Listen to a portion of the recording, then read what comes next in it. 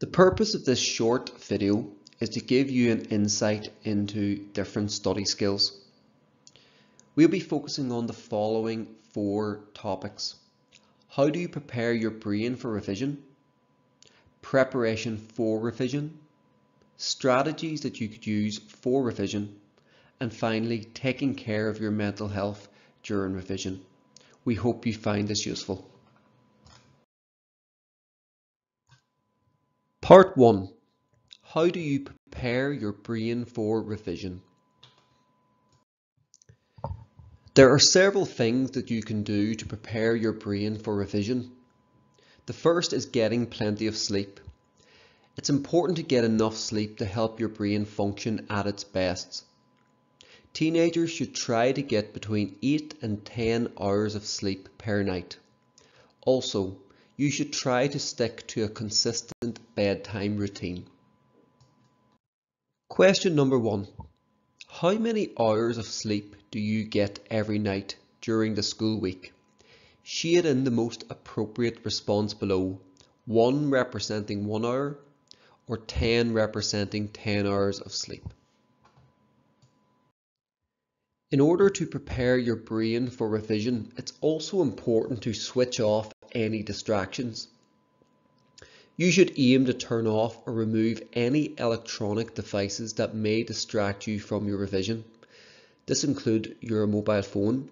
It could also involve your laptop or any background noise such as the TV. Question 2a. When completing your homework or studying, do you have your phone in the same room as you? Tick the most appropriate response below. Yes, sometimes, or no. If you answered yes or sometimes, please complete question 2b below. Do you turn off notifications or turn your phone to silent mode when completing homework or study? Exercise has been proven to help people prepare for study. Exercise helps to improve blood flow to the brain, which can help improve your cognitive function and memory. Question 3. During the school week, do you engage in any physical exercise outside of school hours? Yes, sometimes, or no. It is scientifically proven that eating a healthy diet can help support brain function. Try to eat plenty of fruits, vegetables, and healthy fats. Considering that, which of the foods below would not be an appropriate snack to eat whilst revising?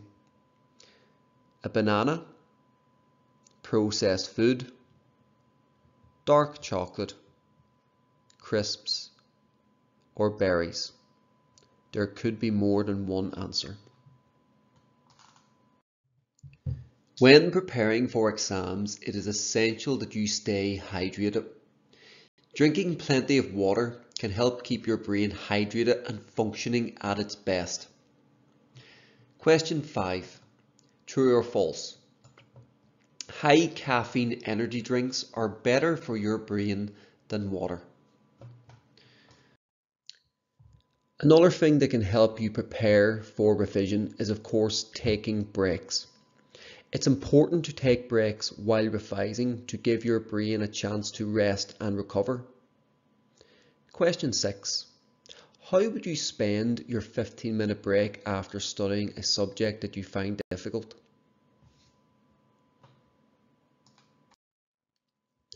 Having a positive mindset. Studying can often be stressful, particularly when you have multiple subjects to study for. It is therefore important to remember that you can achieve positive outcomes if you stay focused, organised, and disciplined. Why do you think it is important to have a positive mindset during revision? And finally, treating yourself. After a productive day of revising, try to do something that you enjoy. Question 8. Why do you think it is a good idea to reward yourself after a productive day of studying?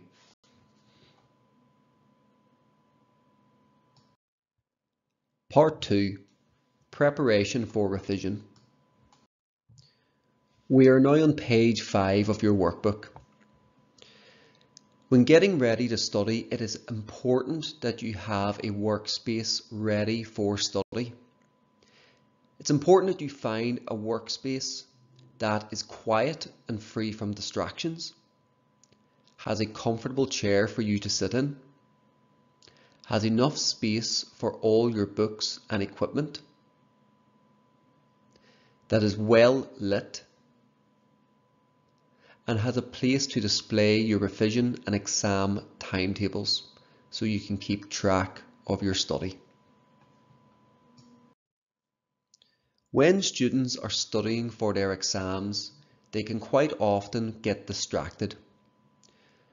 The most common forms of distractions include hearing loud noises, getting distracted by their mobile phone and social media,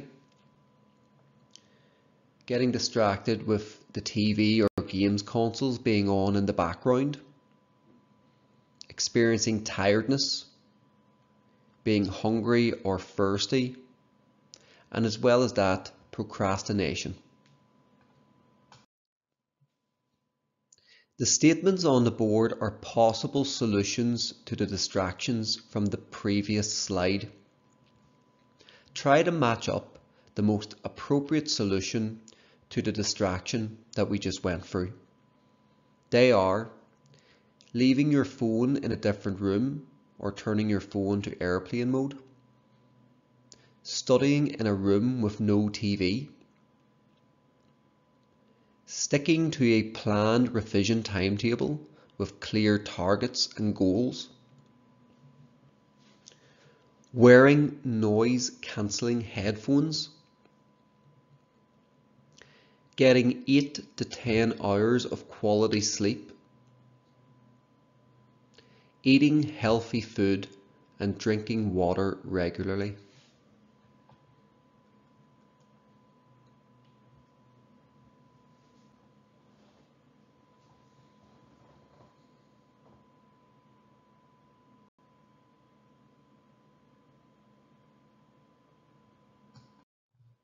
In the run-up to exams, you should try to make weekly plans.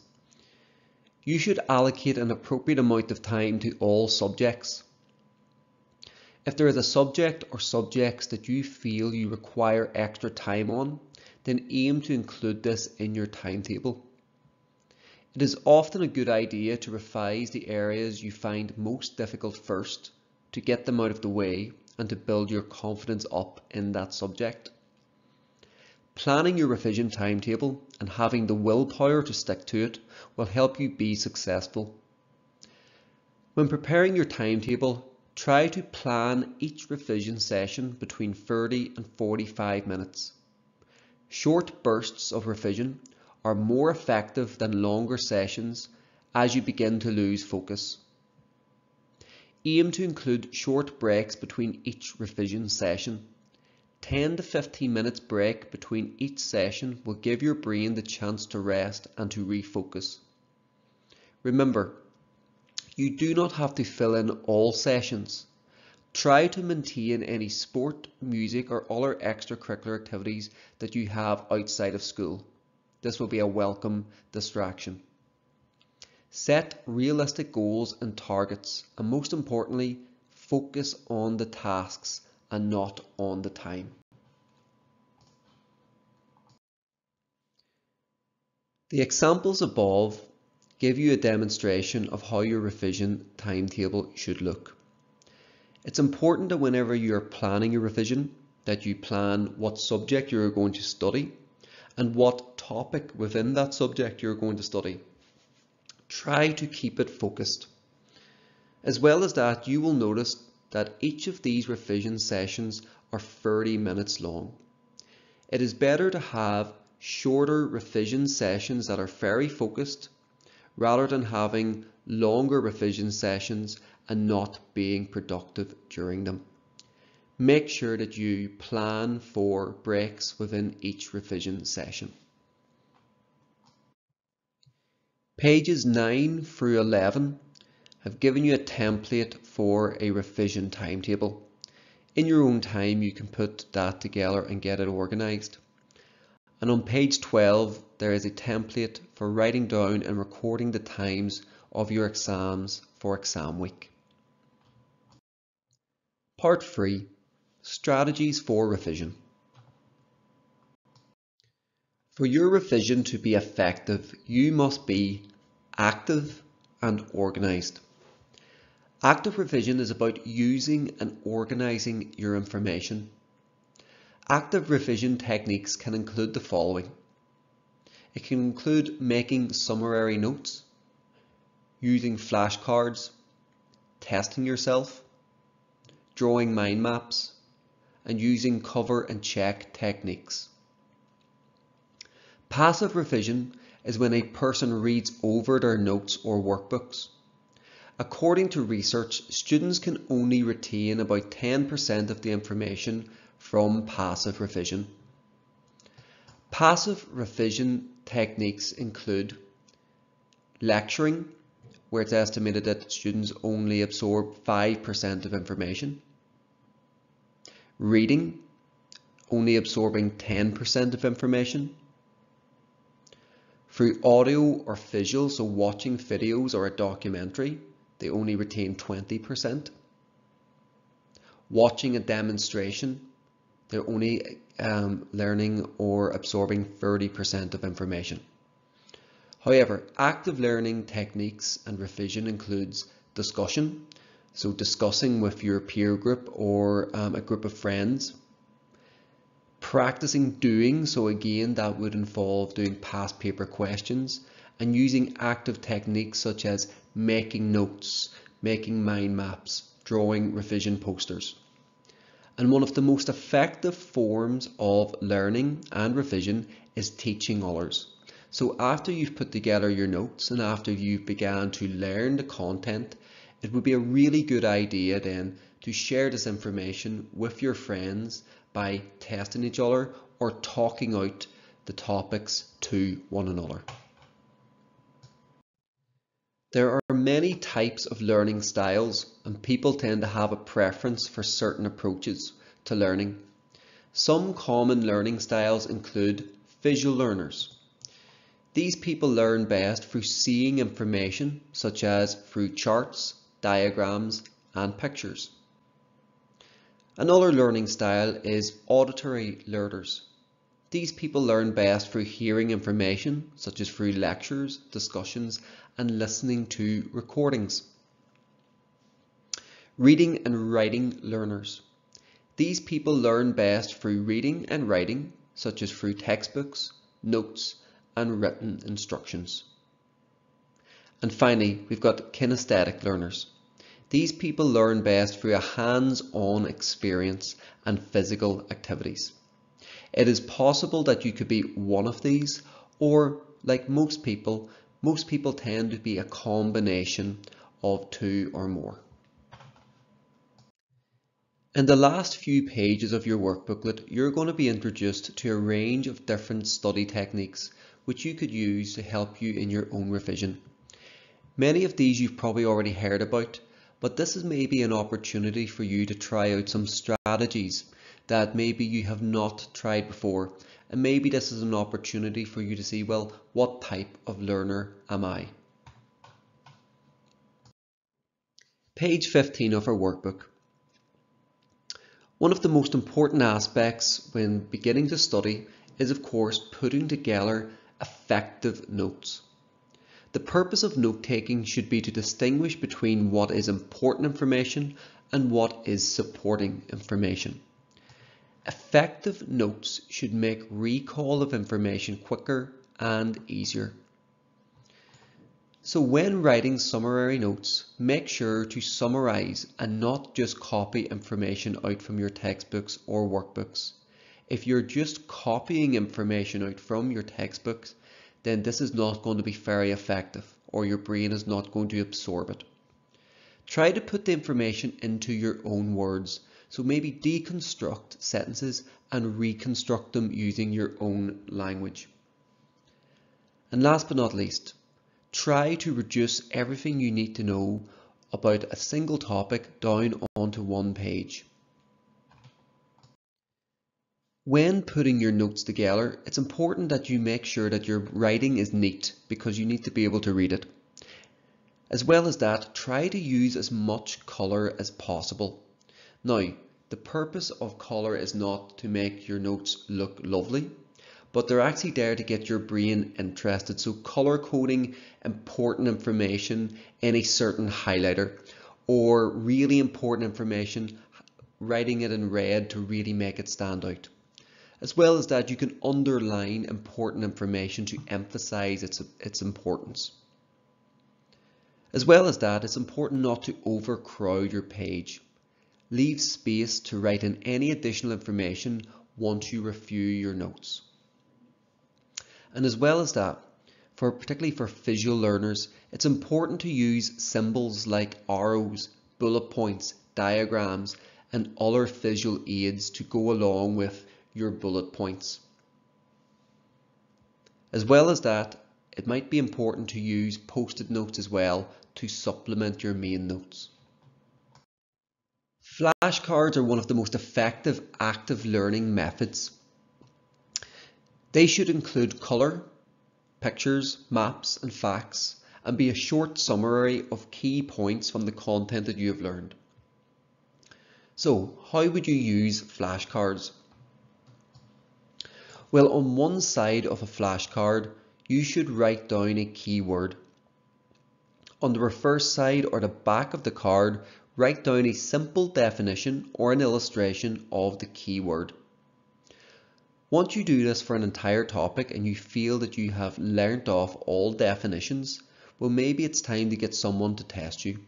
This could be a family member, or it could be a friend, or you could do it by yourself by choosing cards out randomly. Another incredibly effective active learning technique is, of course, mind maps. These are very effective for people who are visual learners because mind maps tend to have an entire topic on one page, and it's encouraged for them to be as colourful as possible. When you're putting together a mind map, it's important to work from the centre and to work outwards. Using arrows or branches, you can then explore different areas of the topic.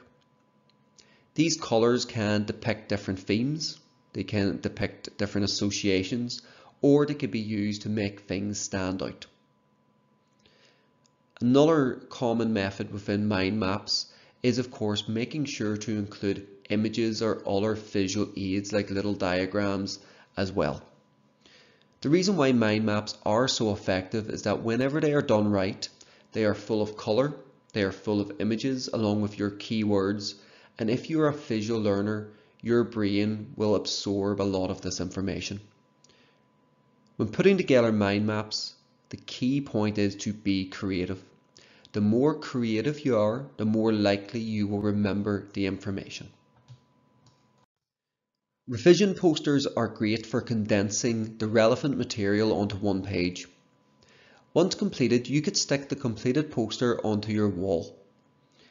When creating a revision poster, aim to use plenty of colour, use highlighters, draw images and symbols, and try to use a variation of writing styles and techniques to differentiate different aspects of your topic.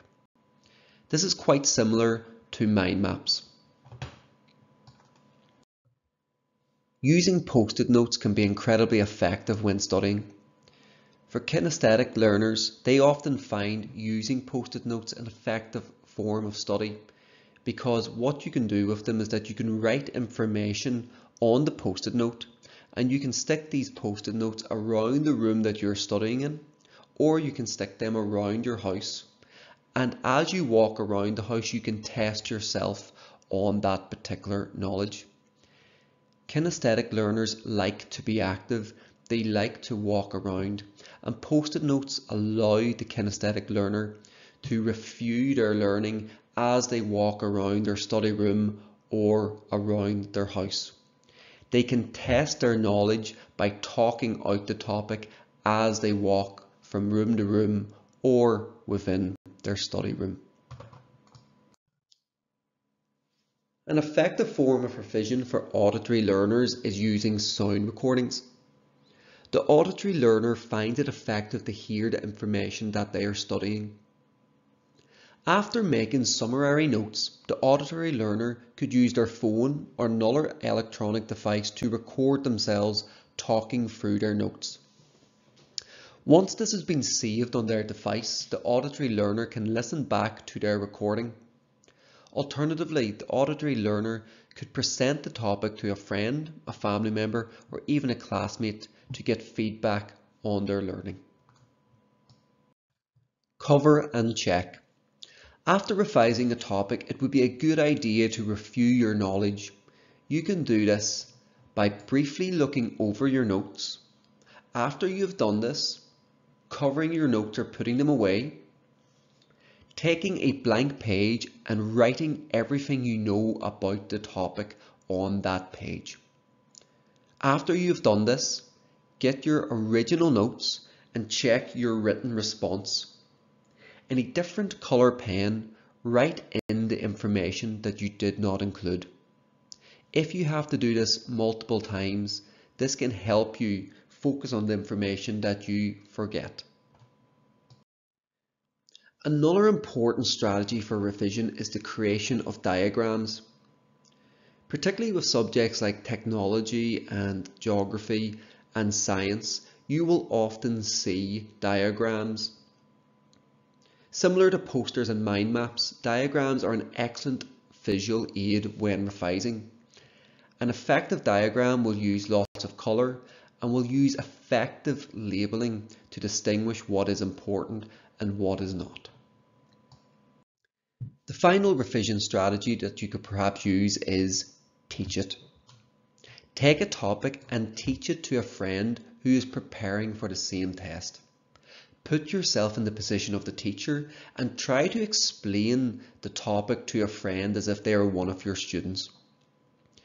When doing this, you could bring along visual aids such as diagrams, mind maps and posters that you perhaps put together during your revision, and you can explain these to your friend, or it could even be a family member. Additionally, you could also use a mini whiteboard to help explain the key concepts. The person that you are teaching can also give you feedback on the content that you have just delivered. Part 4. Taking care of your mental health. Page 20 of your workbooks. Taking care of your mental health. Studying for exams can sometimes be stressful, particularly whenever you are preparing for multiple exams. It is therefore important for you to find techniques that will help you overcome any anxiety or stress that you may feel. Some common strategies for dealing with stress during exams include taking breaks during revision sessions. After a 30 or 40-minute revision session, aim to take a 10 or 15-minute break and do something that you enjoy. As well as that, during your breaks, try to avoid napping and procrastination. Whenever taking a break, make sure to get away from your workplace, go for a walk and change the scenery. And finally, when taking a break, do something to relax. As well as that, you can also prepare your body for when it comes to exam time by eating healthy food and having snacks to keep up your energy levels.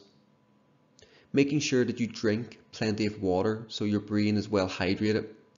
And you should also make sure to get enough sleep, preferably 8 to 10 hours per night. Another way to de-stress is of course getting regular exercise. Keeping active during exams is incredibly important. Go out for walks during a revision break. Continue on with your extracurricular activities, which will also add a welcome distraction to your studies. and as well as that, get plenty of fresh air. Furthermore, it's also important to take time to relax. This could include practicing things such as mindfulness, maybe listening to music during your breaks, or keeping in touch with your friends. And finally, one of the most important ways to take care of your mental health during exam time is keeping in touch with your friends. Don't isolate yourself. As well as that, if you need help in a subject or you're worried about a particular topic, make sure you ask your teacher during class time for help. And if you still feel worried, reach out to your teachers. We are always here to help you. And finally, good luck in your exams. Apply yourself, be disciplined, be organised, and it'll all be worth it in the end.